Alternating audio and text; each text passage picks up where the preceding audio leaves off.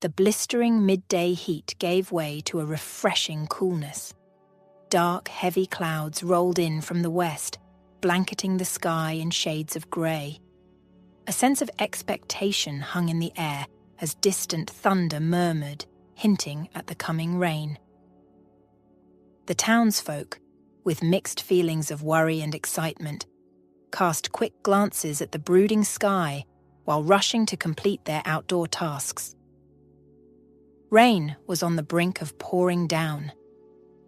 Amidst this, young Taylor continued her chores in the yard, seemingly oblivious to the brewing storm. "Taylor, why aren't you heading home?" yelled her neighbor, Stephen, an elderly gentleman. "Look at the sky. It's dark, and lightning's already flashing." Suddenly, a loud crack of thunder, accompanied by a bright flash of lightning, startled the old man, prompting him to hurry home at a brisk pace. Taylor, momentarily stunned, blinked rapidly before letting out a deep sigh and slowly making her way home. The first heavy raindrops began to fall, quickly turning into a downpour. Streams of water cascaded down Taylor's hair and face, masking the tears that mixed with the rain. With each step towards her house, her tears flowed more freely. Pausing briefly at the doorstep, she exhaled deeply and stepped inside. "There she is," remarked a thin woman with a slightly slurred voice, her mood seemingly buoyed by alcohol. She eyed Taylor critically. "Did you finish cleaning the yard?" the woman asked sharply. "Almost done," Taylor replied curtly, quickly cleaned herself up, and retreated to her room. She changed into dry clothes and snuggled under her blanket, feeling the warmth envelop her. Her eyes gradually closed, and she drifted into sleep, undisturbed by the storm outside. In her dream, Taylor was back in her childhood, in the beautiful house by the river, surrounded by her parents when she was about 5 years old. Her father playfully tossed her into the air, evoking laughter, while her mother playfully chided him, her face alight with a smile. In her mother's hands was a tray of sandwiches, and Lilo, their cherished white Spitz, playfully darted around their feet. The dream shifted, and they were all in the car, Lilo included, driving through a blur of trees and fields. The wind caressed Taylor's face, bringing a smile to her lips. But then, abruptly, everything halted, and a voice pierced the calm. "Get the girl. She's still breathing." Taylor sat up in her bed, her heart pounding from the vividness of the dream, or perhaps from the thunder that continued to rage outside. It had been a decade since the tragic car accident that claimed the lives of her parents and Lilo, their beloved pet. Taylor, miraculously surviving after being thrown from the car, had become an orphan in an instant. Her parents had been prosperous, and initially, Taylor was taken in by guardians who seemed loving and caring.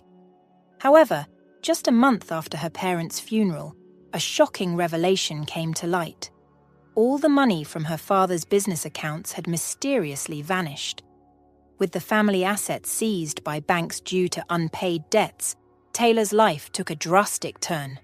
From being a cherished daughter, she found herself in a simple orphanage, alone and confused. That was until Aunt Stella and Uncle Virgil appeared, proclaiming themselves her new family. As a 7-year-old, Taylor yearned for affection and care. But this new home offered neither. Her aunt and uncle's kindness was a facade, maintained only for the benefits they received for taking in an orphan. In this household, Taylor was reminded often to be thankful, despite receiving only harsh words and cold treatment. Whenever child welfare inspectors visited, her life would temporarily transform. She would be dressed in fine clothes, borrowed from her cousin Georgia, and showcased as a happy child in a loving family. Taylor was coerced into playing this part perfectly, as Aunt Stella threatened to send her back to the orphanage if she spoke out of turn. The reality was far from the image portrayed. Taylor lived in a cramped room, wore second-hand clothes, and endured bullying from Georgia, her cousin. As she grew older, her guardians increasingly burdened her with chores, expecting her to clean the house and help in the barn from a young age. Taylor's situation was a stark contrast to her earlier life, filled with love and joy. Her heart ached for the warmth and happiness of her past, now just a distant, unattainable memory. Despite the hardships, she clung to the small mercies in her life, fearing that speaking up might land her back in the harsher environment of the orphanage. Her tears, often shed in solitude, were the silent witnesses to her pain and resilience. A year had passed since Georgia left for her studies, and Taylor had hoped things at home would improve. She longed for her guardians to notice her more, maybe even to love her. But reality was harsh. Her guardians started drinking heavily, often going on long bingers. To escape this, Taylor would leave the house like she did today. "Why are you lying there, you nui sansa?" Aunt Stella looked into the room. "Go to the store," she demanded loudly. "But Aunt Stella, it's pouring outside," Taylor protested. "You won't melt in a bit of rain," Stella replied sharply, her stern gaze telling Taylor not to argue. In the past, her guardians had been physically harsh with her. Despite this, Taylor feared that a children's home might be even worse, so she always followed their orders. Even now, with the rain pouring and thunder rumbling, she headed to the nearest store. Then, something unexpected happened. Stella's younger brother, Walter, who had just gotten out of prison, arrived. He immediately noticed Taylor, now 16 and strikingly pretty with her big blue eyes, light wavy hair, and slim figure. One night, while Stella and Virgil were out cold from drinking, Walter crept into Taylor's room. She was reading a book when he silently closed the door and moved towards her. Taylor felt a mix of fear and disgust as his rough, tattooed fingers touched her shoulder. She screamed and fought back, managing to flee the room. Walter, angry, pursued her. In the kitchen, a barely coherent Stella only smiled vacantly. Virgil was passed out at the table. "Aunt Stella, please help!" Taylor pleaded in terror. Stella only responded with a hiccup and a dismissive wave. Taylor dashed out of the house, Walter close behind. Tripping at the gate, she fell to the ground, with the menacing figure of Walter towering over her. In that moment of dread, Taylor closed her eyes tightly. "Hey, stop! Don't touch her!" Taylor was startled by a voice she didn't recognize. A young man, out of breath, stood nearby, looking determined. Walter smirked with contempt. "Yeah? And what'll you do about it?" he sneered. The young man turned to Taylor. "Is he your dad?" "No," Taylor burst out. "I don't have parents. I'm living with guardians, and he's their relative. They're all drunk now." Suddenly, Walter lunged at the young man, who swiftly sidestepped and tripped him, sending him tumbling onto the grass. The young man quickly pinned Walter down. "Had enough yet?" Walter didn't respond, so the young man pressed his knee harder until Walter yelped, "Stop! It hurts!" As the young man let him up, Walter limped away, clutching his back.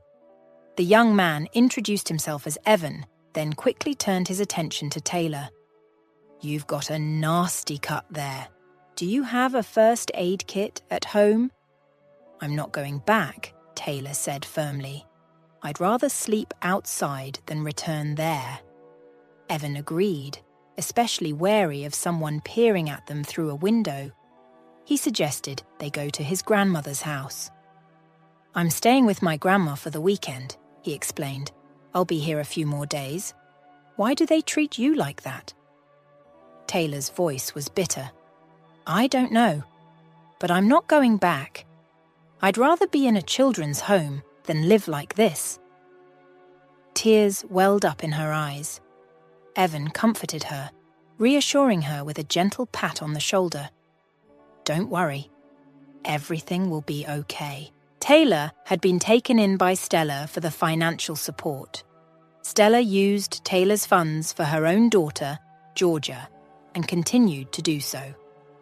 As they walked together, Evan shared captivating stories and jokes, his smile making Taylor blush unknowingly. "You won't be hurt anymore," Evan reassured her, gently holding her hand. "I'm here now. I won't leave you." Taylor found a safe haven for the night at Evan's grandmother's house. It was a peaceful place, a stark contrast to the chaos she had known. The next morning, after a hearty breakfast and a lot of thought, Taylor and Evan agreed that the best option for her was to return to the children's home. With nowhere else to turn and her 18th birthday not too far away, Taylor realized she needed a stable environment to plan her next steps. Evan accompanied her to the children's home, ensuring she arrived safely. There, the staff welcomed her back with understanding and concern. Evan explained everything that had happened, and the authorities were informed. As a result, Stella faced legal consequences.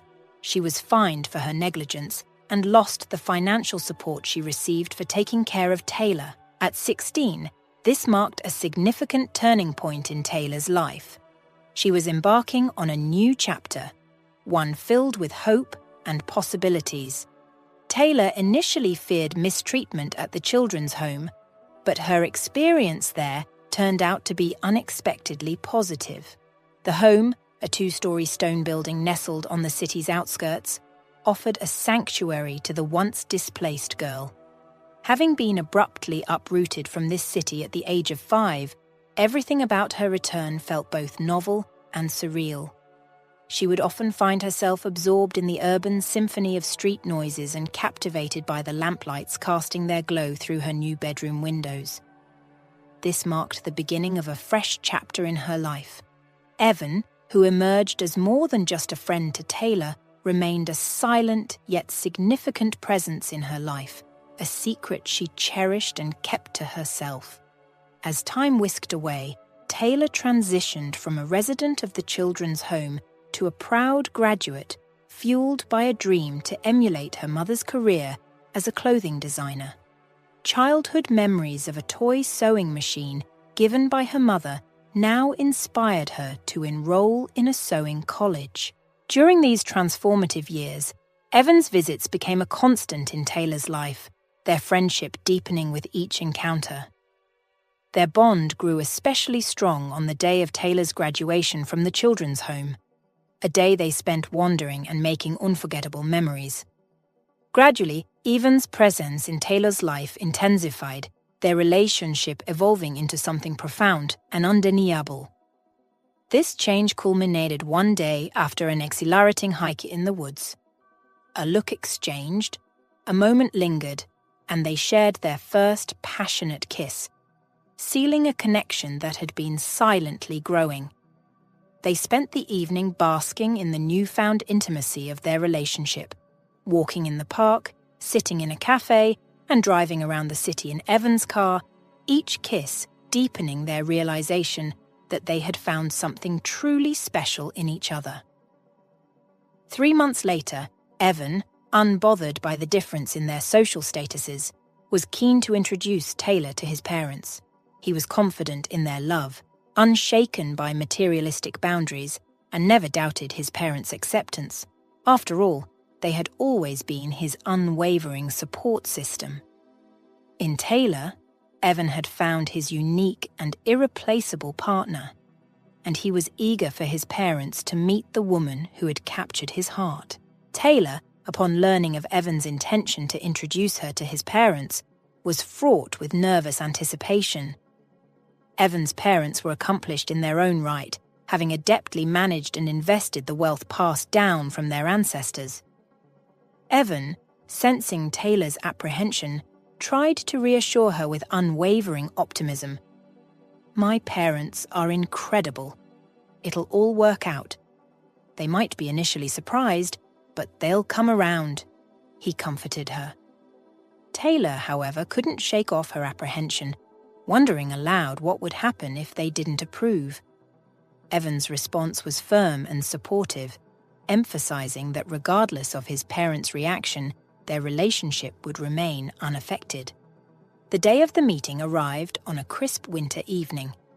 As they drove to his parents' residence, Taylor was immediately struck by the resemblance of Evan's house to the one she remembered from her distant childhood. Though her recollections were hazy, the grandeur of the two-story house she once called home, with its expansive windows, quaint balcony, and shingled roof, was etched in her mind. Evan's house, while different, echoed those memories with its own display of affluence and grandeur. Approaching the porch, Taylor felt a familiar tightness in her chest. The landscape, adorned with meticulously arranged trees and bushes, evoked a sense of déjà vu. Inside, Evan's parents, Kimberly and Matthew, were eager yet unsuspecting. They anticipated meeting the girl their son was serious about, trusting Evan's judgment implicitly. They knew him to be intelligent and discerning in his choices. "He's been seeing her for a few months, but they've been friends for years," Kimberly remarked with excitement. However, they were unsure about her identity. Despite Evan's descriptions, her background remained a mystery to them.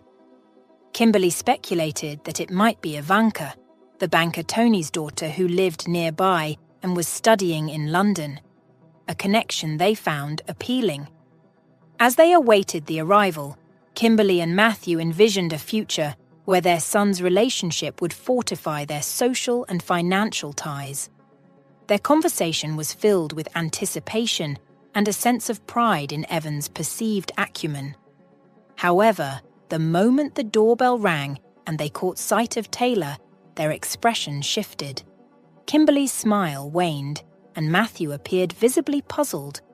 The girl accompanying their son was not who they had envisioned, leaving them in a state of surprise and uncertainty. Taylor, feeling increasingly self-conscious, removed her plain down jacket and adjusted her modest dress. As she turned to face Evan's mother, Kimberly, she was met with an unwelcoming gaze that made her flinch. Evan, with an optimistic smile, introduced Taylor to his parents. "Mum, Dad, this is Taylor."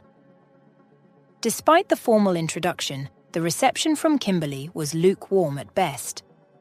"Well, come in, Taylor," Kimberly remarked with a hint of disdain, before turning away and leading the way to the dining table, where she took her seat with an air of superiority. Matthew followed silently, his expression reflecting a mix of curiosity and reservation. In the opulent dining room, adorned with crystal and mirrors, Taylor felt like an outsider.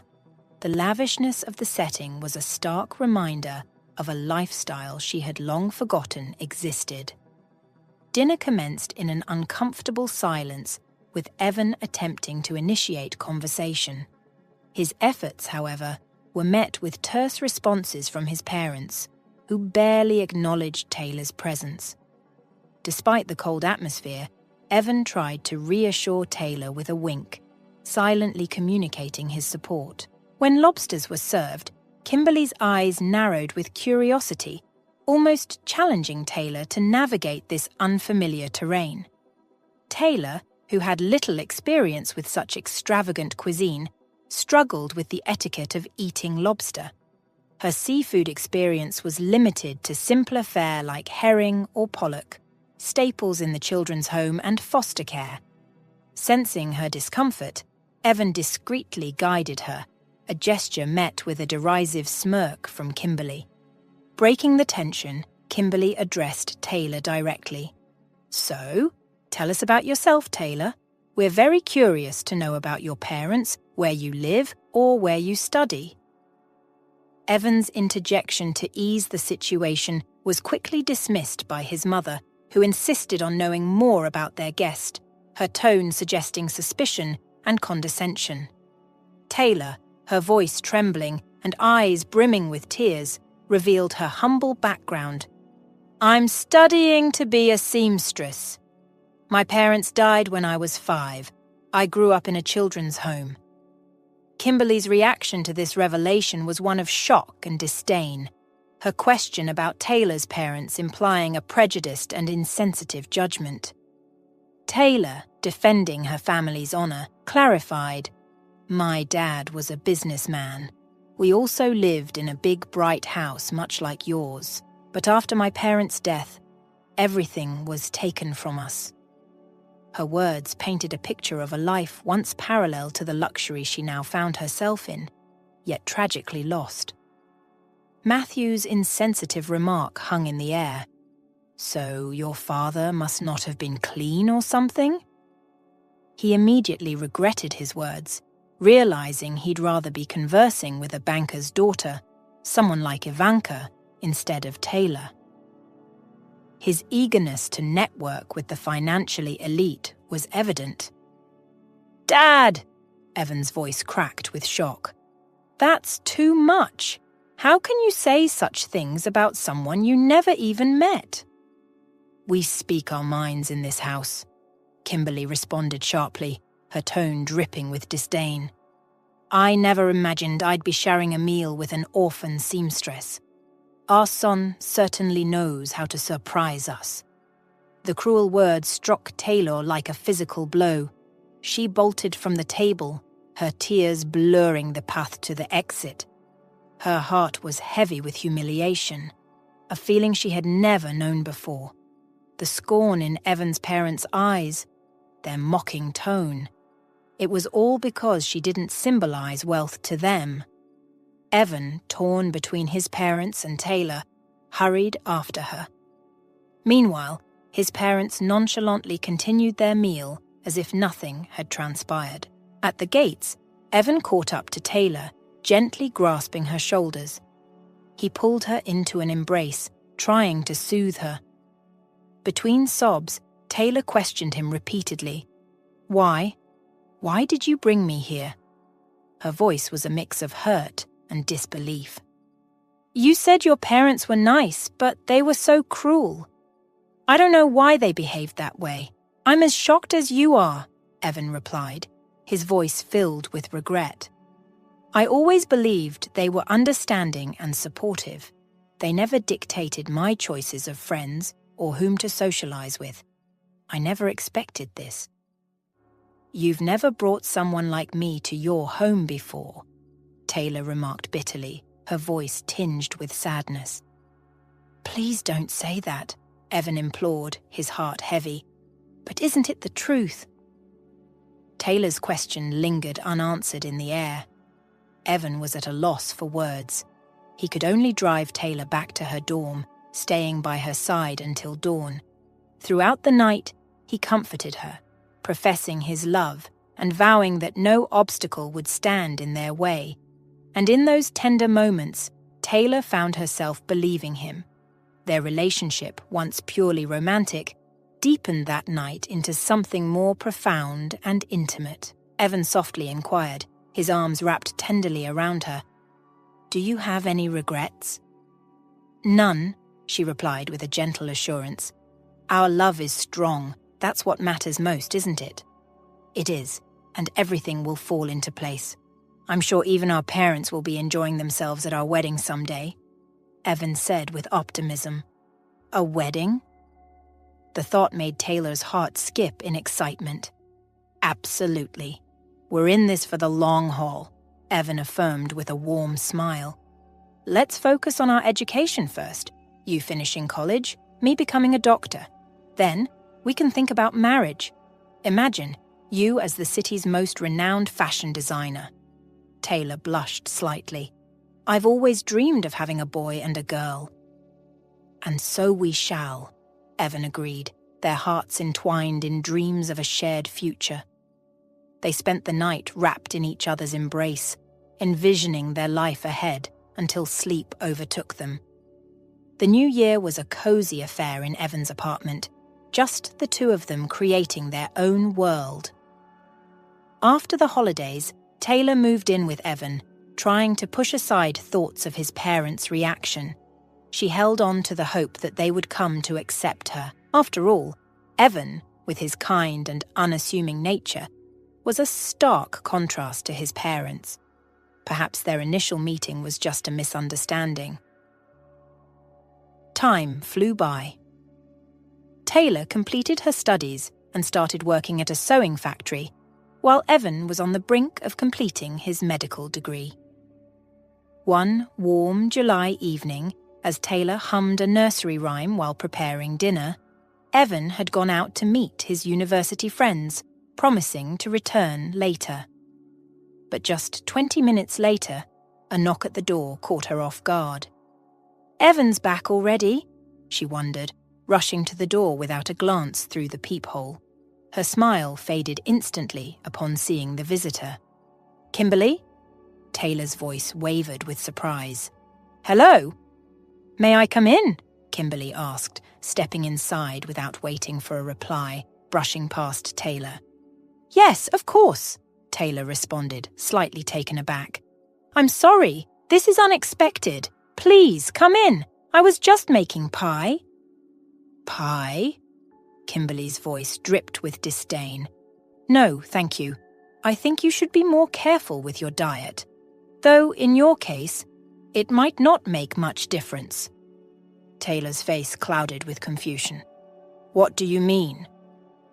"You're not going to keep my son with your peas or your looks," Kimberly said with a smirk. "Where is he?"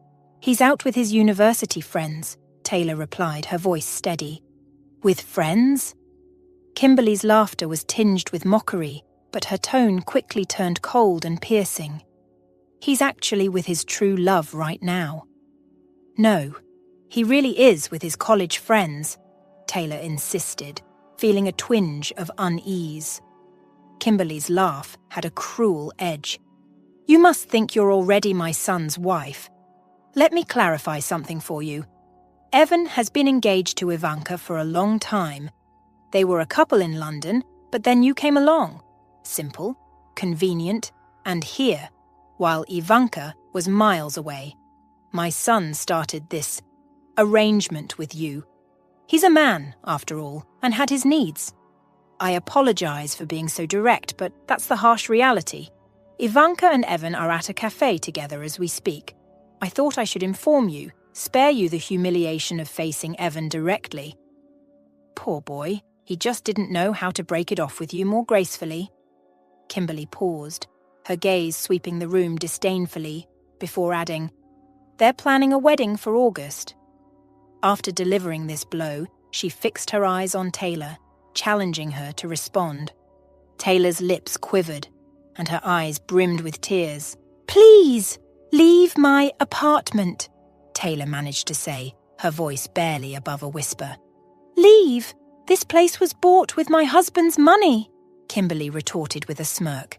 "But I won't force you out immediately. Take your time to pack, but I expect you gone soon. I don't want to see you here again." With that, Kimberly turned and left the apartment, even offering a dismissive wave to Taylor as she departed. Taylor sat motionless for several minutes, her mind racing. Could Evan have been so deceitful? Had he merely used her? Compelled by a mix of hope and dread, Taylor found herself heading to the cafe. She clung to the faint hope that Kimberly's words were a fabrication, that Evan's love for her was genuine. Yet, as she peered through the cafe window, her heart sank. There sat Evan, with a stunningly beautiful girl she didn't recognize. Taylor watched as the girl animatedly chatted with Evan, her laughter echoing lightly in the cafe. Every so often, she would reach out, gently touching his hand, drawing Taylor's gaze. Evan seemed to be a passive participant, simply listening and nodding. Taylor tried to convince herself that this could be just a friend from college, but her heart felt heavy with doubt. As she was about to step into the cafe, the girl suddenly stood up, went around the table, and hugged Evan from behind. Then, as he turned towards her, she leaned in and kissed him. That sight shattered Taylor's last thread of hope. Her world felt as if it had imploded. Closing her eyes, she refused to witness any more. With a sharp turn, she fled from the cafe, her heart pounding in her ears. Back at the apartment, Taylor packed her belongings in a whirlwind of emotion. Disgust and heartbreak overwhelmed her. She left behind everything Evan had given her: jewelry, gifts, even the phone he had presented on her birthday. The keys to the apartment were left on the stand as a final gesture. She couldn't bear to take anything that reminded her of him. Work was the last place Taylor wanted to be, as everything there echoed Evan's betrayal. The evening was drawing in, and she found herself adrift, with nowhere to go. Having just started her job, she hadn't even received her first paycheck yet. Returning to her uncle and aunt's home was not an option she was willing to consider. With a sense of desperate resolve, Taylor made her way to the train station. With the little money she had, she purchased a ticket to the furthest destination she could afford and boarded the train. Settling into her seat, she closed her eyes, seeking refuge in the darkness behind her eyelids. She was awakened by the hustle and bustle of another train station, with new passengers embarking. Realizing she had arrived at a small town, Taylor peered out the window. The sight of beautiful forest scenery greeted her, offering a glimpse of serenity amidst her turmoil. Feeling a sudden connection to this unfamiliar place, Taylor decided to disembark. She stepped off the train, her heart open to the possibilities of this new, unknown destination. Taylor settled on a bench outside the quaint train station, her thoughts a whirlwind of emotions. In the distance, she noticed a young family strolling by, their laughter reaching her ears as they guided their toddler between them. It was a scene of simple joy, a stark contrast to her own turmoil. Drawing out a well-worn family photograph, Taylor studied the faces of her parents and her younger self, a mere 3-year-old at the time. A smile touched her lips, not one of sorrow, but of recognition. She had pored over this photo countless times, each viewing accompanied by tears. Now it sparked a different reaction, a sense of purpose and resolve. She was Taylor, determined to carve out her own path just as her mother had done. She refused to be a victim of circumstances, seeking shelter or handouts. It was time to take action. Her attention was drawn to a discarded newspaper on a nearby bench. Picking it up, she quickly scanned the ads, and her eyes caught an announcement. A company was hiring seamstresses. It was an opportunity, and she seized it without hesitation. Upon starting her new job, Taylor realized it wasn't as ideal as the advertisement had suggested. The pay was modest, but they provided housing, which was a relief. Her roommate wasn't a young girl, but a seemingly fragile woman named Jezebel. However, appearances were deceiving. Jezebel, originally from the Philippines, had come to this country to support her 2 children back home. Through their conversations, Taylor came to admire Jezebel's resilience and strength. She was small in stature, but had a heart vast enough to encompass oceans of endurance and love. Initially, Taylor had resolved to keep her past, particularly Evan's betrayal, a secret. But confiding in Jezebel proved cathartic, a release she hadn't known she needed. "Taylor, never trust them," Jezebel cautioned, her voice laced with the wisdom of experience. "They only want one thing, and you know what it is." Taylor merely nodded in agreement. Her experiences had already taught her that painful lesson. As a seamstress in the bustling factory, Taylor worked with diligence and precision, her hands moving skillfully over the fabrics. Each stitch was not just part of her job, but a step towards rebuilding her life, a life where she was the architect of her own destiny. As the days passed, Taylor began to experience unsettling symptoms. She felt dizzy more often, and mornings brought waves of nausea that left her feeling drained. Her roommate, Jezebel, with her keen sense of observation, quickly noticed that something was amiss. One particularly humid afternoon, amidst the rhythmic hum of sewing machines, Jezebel cast a worried glance at Taylor. "Taylor, are you all right? You've seemed a bit off lately," she asked, her voice competing with the factory's noise. Taylor looked up, momentarily halting her work. "Off? In what way?" she inquired, a hint of confusion lacing her words. Jezebel hesitated, choosing her words with care. "Well, you seem to have a fuller face these days, and your appetite, it's increased noticeably," she observed, her eyes conveying concern. Taylor let out a nervous chuckle, attempting to dismiss the observation. "It's probably all those chocolate chip cookies from the vending machine. They're my guilty pleasure." But Jezebel wasn't easily swayed. She had seen similar signs before and voiced her suspicion. "Taylor, I think you might be pregnant," she stated, her tone mixing worry with empathy. "Pregnant?" The word seemed to echo in Taylor's mind, her initial amusement fading into disbelief. "No, that can't be right. Maybe I've just gained a little weight, that's all." Jezebel placed a gentle hand on Taylor's shoulder, her expression soft yet earnest. "It's best to know for sure. Why not see a doctor, just to be certain?" With some reluctance, Taylor took her advice. The next week, she visited a local clinic, her heart heavy with uncertainty. The doctor, a compassionate woman, conducted the necessary tests and confirmed Jezebel's suspicion. Taylor was indeed pregnant. As the doctor outlined Taylor's options, including the possibility of termination, a storm of emotions raged within Taylor. She was overwhelmed with shock, fear, and a sense of disbelief. Yet, amidst this emotional chaos, a decisive resolve emerged. Her eyes, clear and resolute, met the doctor's gaze. "No," Taylor stated firmly. "I'm going to keep the baby." From that moment, Taylor never wavered in her decision.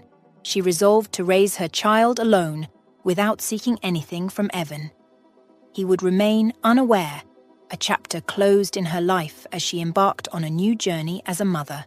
When Taylor's pregnancy became known at the factory, the management's reaction was less than supportive. They informed her that, according to company policy, leaving within the first 6 months of employment meant forfeiting any bonuses. This was a significant concern for Taylor, who was relying on every bit of financial support she could get. Determined, Taylor decided to continue working up until her maternity leave. She hoped to save as much money as possible for the upcoming challenges of single motherhood. Jezebel, ever the faithful friend, took the day off to pick Taylor and the newborn up from the maternity hospital. She arrived with balloons and gifts, her face beaming with happiness. The journey home was filled with Jezebel's caring advice on everything from how to properly hold the baby's head to dietary tips for a new mother. "Taylor, she looks just like you," Jezebel observed with a gentle smile. "What are you going to name her?" "Dorothy," Taylor replied softly, her voice filled with love. "It means a gift from God." "That's a beautiful name," Jezebel agreed, her smile widening. "She's going to have a wonderful life." The first month of motherhood for Taylor passed with relative calm, thanks in large part to Jezebel's extraordinary support. Jezebel had assured Taylor not to worry about finances, promising to help out with her own salary. Although Taylor felt uncomfortable accepting such generosity, she recognized that she had little choice in her current situation. Jezebel's kindness and humanity, despite her own life's hardships, deeply touched Taylor. "I'll repay you, Jezebel," Taylor promised gratefully. "As soon as I'm back at work, I'll settle everything with you." Fortunately, her pregnancy progressed smoothly. Taylor was diligent about her health, attending regular checkups and adhering closely to her doctor's advice.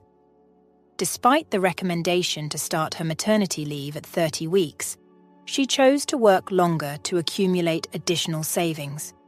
Each night, as she fell asleep, Taylor would gently stroke her growing belly and whisper reassuring words to her unborn child.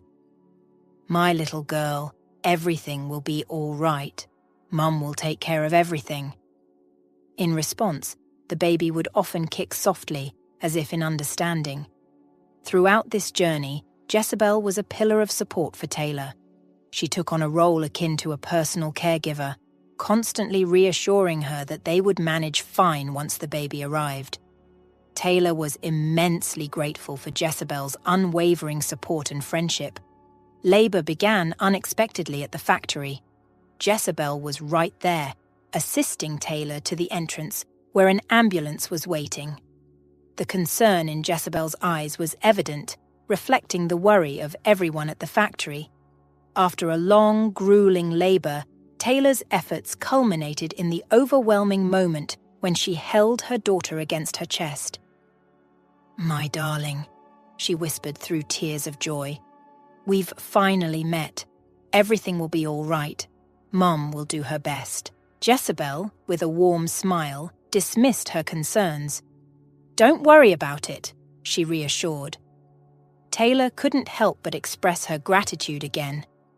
"Jezebel, I know it's tough for you too, especially with your own kids back home. And yet, you're here helping me." "Who else is going to help you?" Jezebel responded with a shrug, highlighting the reality of their situation. Taylor was immensely thankful for Jezebel's selflessness, unaware that her roommate had sacrificed the money she had saved for Christmas gifts and clothes for her sons back in the Philippines.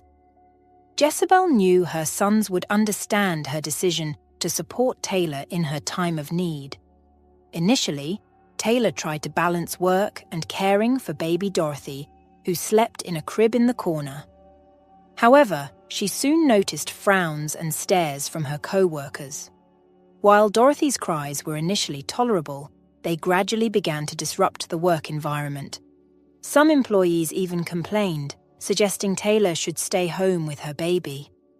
But leaving her job wasn't an option for Taylor, as the factory provided her with much-needed housing. The situation came to a head when the factory manager summoned Taylor. She was given a week to resolve her childcare issues and was warned that her presence was becoming a disruption. The manager also inquired about Jezebel's involvement. Taylor, not wanting to implicate her friend, was cautious in her response.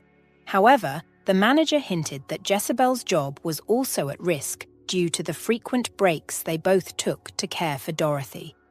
The management had noticed their divided attention, and with many others eager to work, Taylor and Jezebel's positions were in jeopardy. Taylor, understanding the gravity of the situation, agreed to leave the factory but pleaded with the manager to retain Jezebel. The manager, showing a glimmer of compassion, agreed to give Jezebel another chance. With a heavy heart, Taylor collected her final paycheck and departed, facing the uncertainty of the future.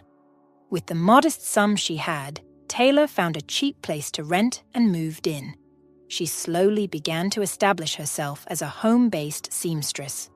She managed to acquire an old sewing machine, sourced some fabrics, and started accepting her first orders. Although this venture brought in a steady, albeit modest, income, it was hardly enough for substantial growth. Meanwhile, Dorothy continued to grow and develop alongside her mother's budding business. One day, after completing a particularly lucrative order, Taylor decided to celebrate.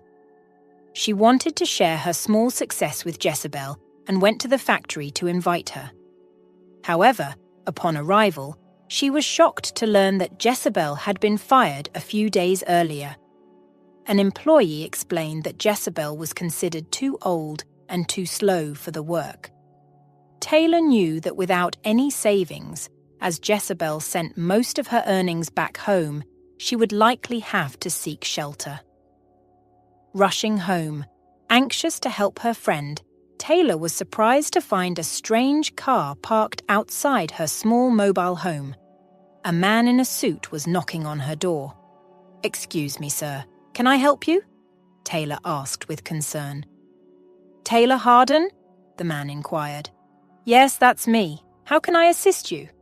Taylor replied, her anxiety palpable. The man's face broke into a wide smile. "Hello, Taylor. Look at you all grown up," he exclaimed. Confused, Taylor cautiously asked, "Do I know you, sir?"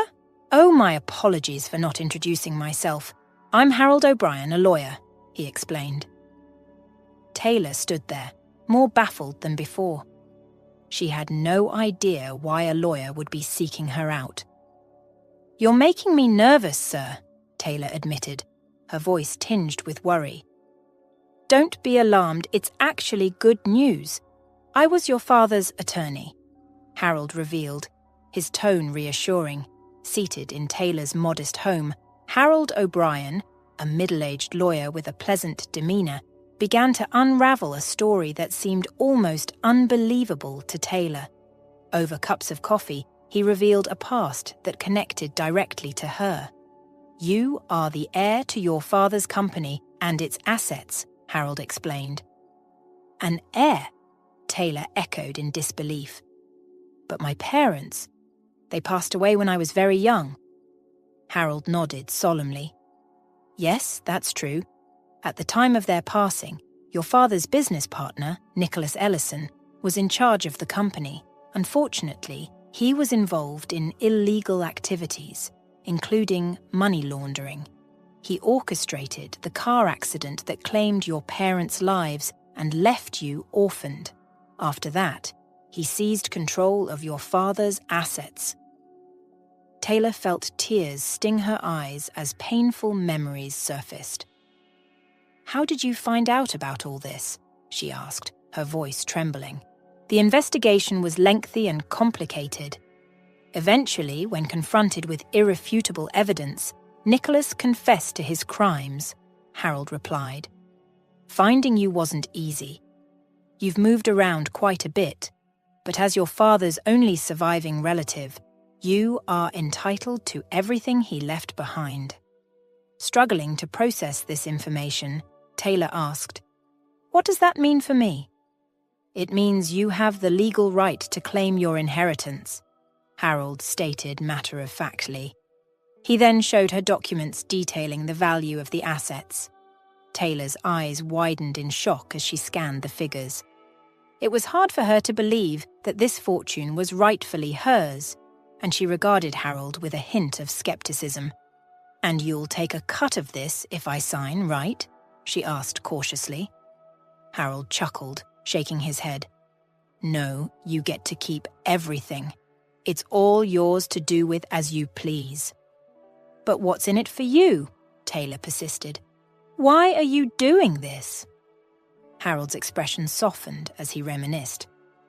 "Many years ago, I was a struggling student, desperately needing a job to survive. Your father's company had an opening. There were more qualified candidates, but for some reason, your father chose me. He gave me a chance when no one else would. Helping you now is my way of honoring his memory." As Harold concluded his story, Taylor sat in stunned silence, absorbing the magnitude of this unexpected turn in her life's journey. Harold's connection to Taylor's family ran deep. After being hired by her father, he had become intricately involved in the company's affairs, eventually gravitating towards the legal aspects. This experience led him to establish his own law firm. When Taylor's parents tragically died, it hit Harold hard. He had viewed Taylor's father as a mentor and a father figure, driving him to seek justice for their untimely deaths. Taylor listened, utterly captivated by the narrative unfolding before her. As she delved into her own memories, recalling fragments of her parents and the challenges she had faced, a wave of emotion overtook her. Tears streamed down her face as she grappled with the revelations. Sensing her distress, Harold moved beside her, offering a comforting embrace. In the midst of processing this life-altering news, Taylor asked Harold to pause the proceedings. She needed time to think, to plan what she would do with her newfound fortune. A month later, Taylor stood proudly in front of a small sewing company she had just purchased. It was a tangible manifestation of her dreams, a symbol of the new life she was about to embark on. She had one more request for Harold. A few days later, they were outside a large sewing factory, the same one where Jezebel had found work after being fired from their previous job. Harold had discovered that Jezebel had struggled significantly, bouncing between shelters before landing this job. Taylor waited outside the factory, a bouquet of flowers in hand, as little Dorothy slept in the back seat of her car. Inside, Jezebel was being misled by her manager into thinking she was being fired again. She emerged from the building, her expression fraught with worry, scanning the area for the person who had requested her.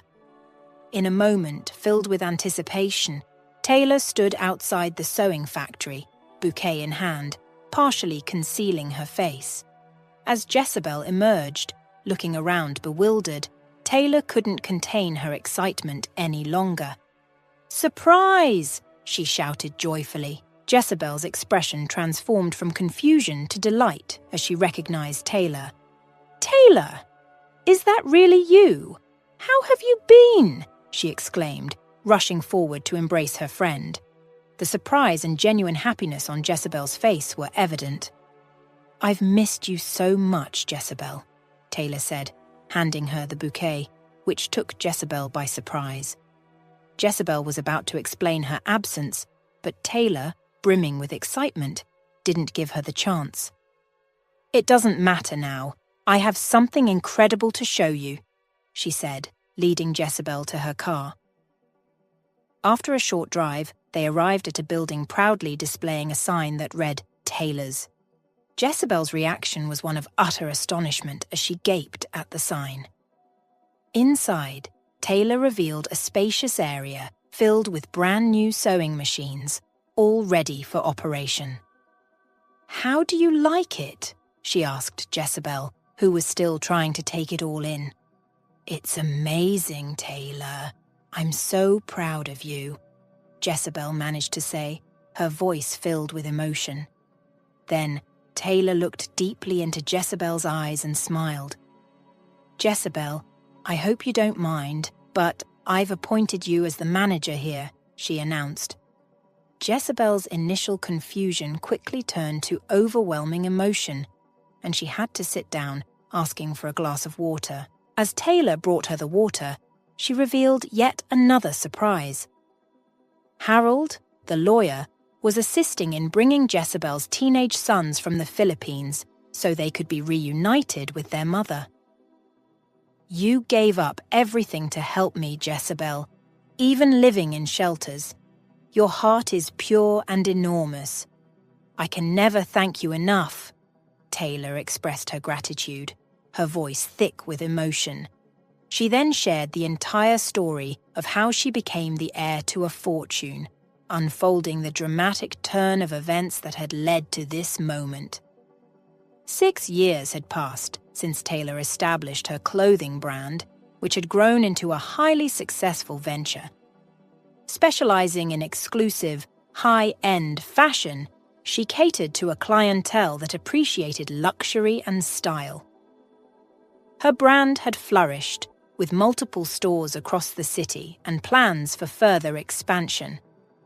Jezebel, now an integral part of the business, worked tirelessly as the manager, overseeing most of the operations. Little Dorothy, always by her mother's side, was a familiar presence at fashion shows, presentations, and exhibitions. Taylor believed in exposing her daughter to the world of fashion and creativity from a young age. In addition to these experiences, Dorothy received education from private tutors at home, ensuring a well-rounded upbringing. Their lives had transformed remarkably, a testament to their resilience and hard work. During a new line presentation at a high-end hotel venue, after Jezebel's introductory speech, Taylor took the stage. Dressed elegantly, she began to speak about her brand and the new collection. The audience waited in anticipation for the models to start their walk. Suddenly, the event was interrupted by the sound of a door slamming.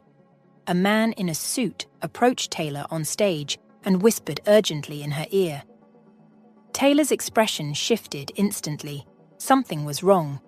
She excused herself and hurried off stage, leaving Jezebel to continue the presentation. The emergency involved Dorothy. The little girl had wandered off into a different hall, hosting a conference and, during a coffee break, had inadvertently consumed something she was allergic to.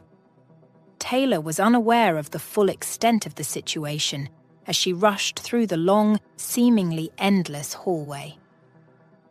The corridor felt as if it was stretching before her, each step filled with anxiety and fear of the unknown. These were agonizing moments for Taylor, filled with dread about what she might find when she reached her daughter. As Taylor burst into the crowded venue, her heart racing with fear, she saw a circle of people huddled around a small figure on the ground.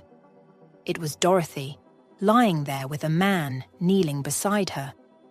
Taylor's initial panic gave way to relief when she saw Dorothy smiling, but tears still streamed down her face as she rushed to her daughter's side. "Oh, baby, are you okay? I'm so sorry," Taylor exclaimed, enveloping Dorothy in a protective hug. The man, still focused on his medical kit, began to explain without looking up. "Your daughter had an allergic reaction to something she ate here. It's important to identify the allergen and keep the necessary medication with you," he advised calmly. "I've given her an antihistamine. She's fine now, but you'll need to follow up with the doctor about her allergies." As Taylor, still teary-eyed, glanced at the man collecting his instruments, she hadn't seen his face yet. Her heart was filled with gratitude towards this stranger. "Thank you so much, sir. I can't thank you enough for helping my daughter," she said, her voice choked with emotion. Then, as the man packed away his kit and looked up, Taylor's heart skipped a beat. A gasp, almost a scream, escaped her lips.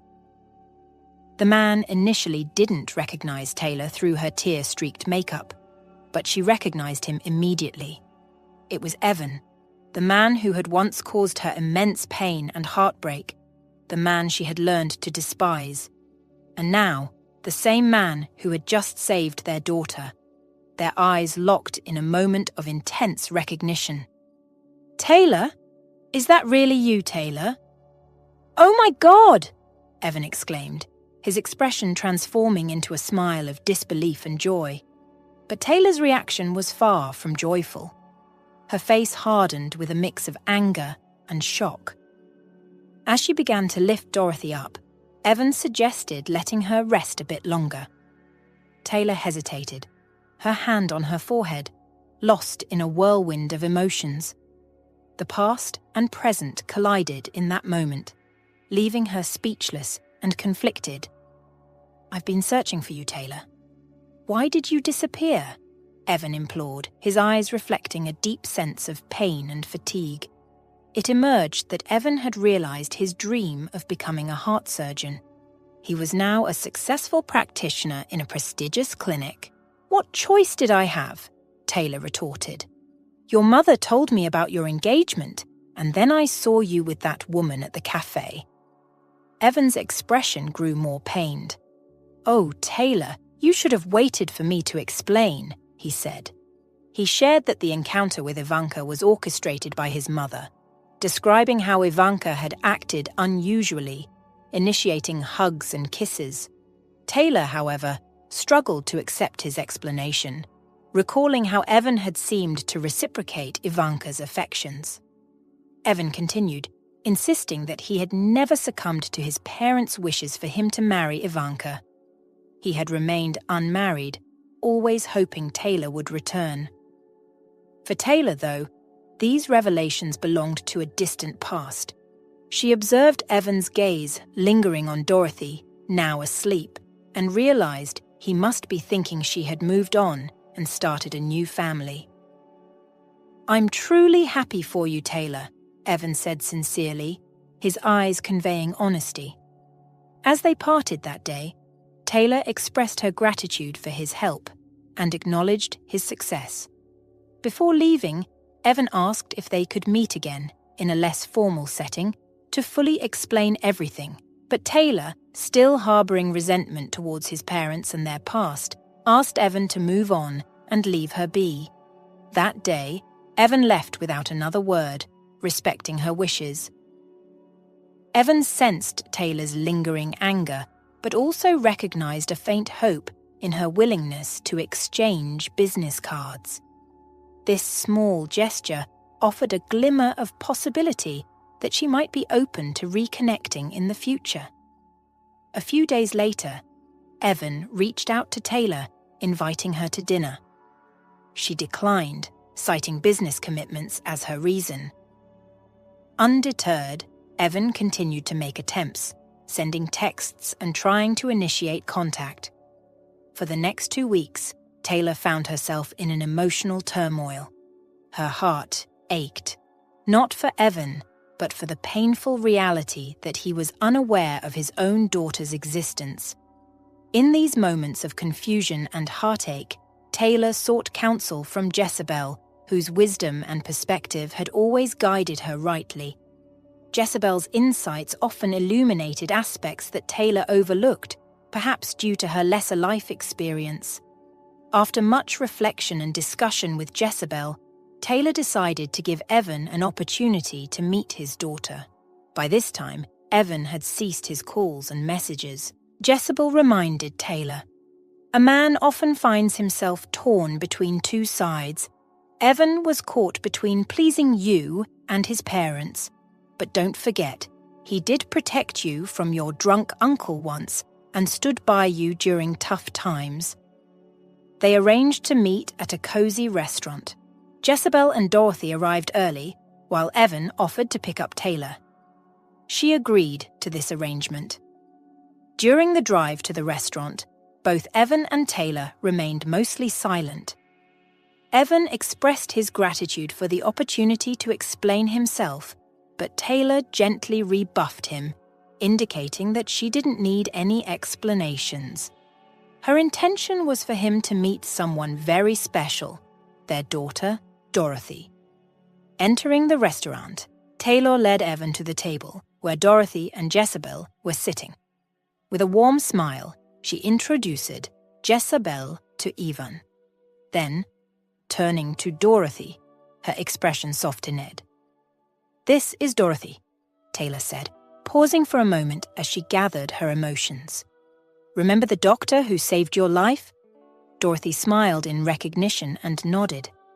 "His name is Evan, and he's your dad," Taylor revealed, her voice trembling and eyes filling with tears. Jezebel, too, was visibly moved by the moment. Evan's expression was one of utter shock and confusion. His gaze shifted from Dorothy to Taylor and back as he grappled with the reality unfolding before him. Seeing Taylor's tearful nod, the truth dawned on him. "This is our daughter, Evan," Taylor affirmed through her tears. As she spoke, Taylor reflected on her own actions. She realized that her departure, prompted by a misunderstanding and anger towards Evan's parents, had also been a mistake. She acknowledged that keeping Evan unaware of his daughter was wrong, despite her justification rooted in past grievances. Evan, overwhelmed with emotion, looked at Dorothy with a mixture of awe and love. He couldn't believe he hadn't recognized his own daughter during their first encounter. Gently, he began to engage Dorothy in conversation, asking her questions with tenderness. Watching them interact, something shifted in Taylor's heart. For the first time since leaving Evan's apartment years ago, she felt a warmth towards him rekindle. Gradually, Taylor allowed Evan to become more involved in their lives, recognizing his importance as Dorothy's father. Moreover, Evan's attentiveness towards Taylor began to stir deeper emotions within her. One day, Evan invited Taylor on a drive, leading them to the small town of her childhood, a place fraught with difficult memories. Initially apprehensive, Taylor relaxed when Evan assured her they wouldn't be visiting her uncle and aunt. Instead, they were going to meet his grandmother, Amy, adding another layer to their unfolding story. Amy, Evan's grandmother, had a fondness for her garden, preferring the tranquility of her backyard to the hassle of driving around. As Taylor and Evan arrived at her modest home, they found Amy tending to her flowers, a hobby she cherished. Upon seeing Taylor and Evan approach, Amy greeted them with a warm smile. They settled outside in the sunshine, sipping tea and enjoying the serene atmosphere. Amy observed Taylor, noting her success and the parallels between her and her own father. There was a sense of pride and warmth in seeing someone else follow a path similar to her father's, one marked by resilience and triumph over adversity. During their conversation, Amy set down her cup and shared her knowledge of Taylor's story. She had learned from Evan how his parents had mistreated Taylor for being an orphan. This narrative resonated with Amy as it mirrored the stories her father, who had also grown up an orphan, had told her. He had overcome numerous challenges to become a prosperous businessman, eventually amassing significant wealth, which he left to Amy upon his passing. Amy revealed that after learning about Taylor's departure due to Evan's mother's actions, she had dismissed her own children from managing the family fortune. They now led humbler lives, with regular jobs and everyday concerns. Evan, still harboring resentment towards his parents, seldom communicated with them. Hearing Amy's story, Taylor's respect for her grew immensely. She looked at Evan, seeing him in a new light, her perception of him gradually shifting. On their way back, they stopped at a roadside market. Prompted by Taylor, Evan bought a box of fresh farm apples, placing it carefully in the trunk of the car. As they drove on, Taylor experienced a profound sense of transformation. She began to acknowledge Evan's enduring care and possible love for her. The passing scenery seemed to mirror her inner journey, one that had been tumultuous yet ultimately fulfilling. She felt at peace with her life's trajectory, appreciating every hardship and joy that had shaped her path. Evan stopped his car in front of Taylor's house. After she stepped out and walked towards the front door, Evan lingered by his car, seemingly in no rush to leave. Taylor, upon reaching her doorstep, turned back and noticed Evan still standing there. "Why are you just standing there?" she called out, a playful smile on her lips. "Don't forget the apples." Caught up in his thoughts, Evan had indeed forgotten about the box of farm apples. With a grin, he retrieved the box from the trunk and hurried inside. This small, shared moment marked Taylor's unspoken acceptance of Evan back into her life. There was much for Evan and Dorothy to catch up on, and Evan proved to be a devoted and affectionate father. He took a month's leave from his demanding role at the clinic to dedicate time to his newly reunited family. Jezebel had become a maternal figure for Taylor over the years, with Dorothy affectionately calling her Grandma Jess. Jezebel's own sons were thriving, pursuing their education at prestigious universities. For Dorothy's 7th birthday, Taylor had planned something truly special. She prepared a delicious dinner, with Jezebel contributing a beautifully baked birthday cake. As the evening's preparations were underway, the doorbell rang. "Keep setting the table, everyone. I'll get the door," Taylor announced, bounding towards the entrance. Upon opening the door, Taylor greeted the guests warmly. Evan, who was also present, was taken aback when he saw who the visitors were. Standing there were his parents, Matthew and Kimberly. Evan's reaction was one of utter surprise. his jaw nearly dropping at the sight of them. 5 long years had elapsed since Evan last spoke to his parents. Unknown to him, Taylor had taken the initiative to reach out to Kimberly, his mother. What she discovered was a changed woman, far removed from the arrogant demeanor she remembered.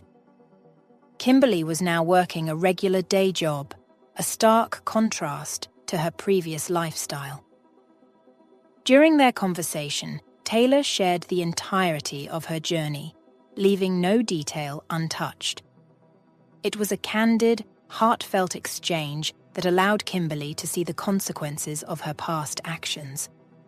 Moved by Taylor's story and her generosity of spirit, Kimberly listened with a mix of regret and newfound respect. In a gesture of reconciliation and healing, Taylor extended an invitation to Kimberly and Matthew to meet their granddaughter, Dorothy. She believed it was important for Dorothy to know her grandparents, especially now that they had seemingly turned over a new leaf. This was more than just a reunion. It was an opportunity for everyone to move beyond the past and build new relationships. As Matthew and Kimberly stood at the doorstep, the moment was laden with a mix of emotions. Evan, initially shocked, slowly began to process the possibility of mending bridges with his parents. Taylor watched this unfold, a quiet sense of accomplishment in her heart for facilitating this moment. Inside, the birthday celebration was a blend of joy and tentative reconciliation. Dorothy, unaware of the complex histories, was delighted to meet her grandparents. Jezebel, observing from a distance, smiled knowingly, appreciating the efforts to mend old wounds and bring the family together. Evan's parents, humbled by life's twists and turns, interacted with their granddaughter and Taylor with a newfound gentleness and gratitude. Evan, witnessing this change, felt a mix of relief and hope. As the evening drew to a close, the house was filled with laughter, conversations, and the promise of a fresh start. Taylor, looking around at the faces of her loved ones and those who had become part of her extended family, felt a profound sense of peace. The journey had been long and arduous, but it had led to this moment of unity and understanding. In this new chapter of their lives, the past grievances slowly faded into the background, giving way to a future where forgiveness and love reigned. Taylor, Evan, Dorothy, Jezebel, and Evan's parents, they all stood at the threshold of a new beginning, one where the bonds of family, both old and new, were cherished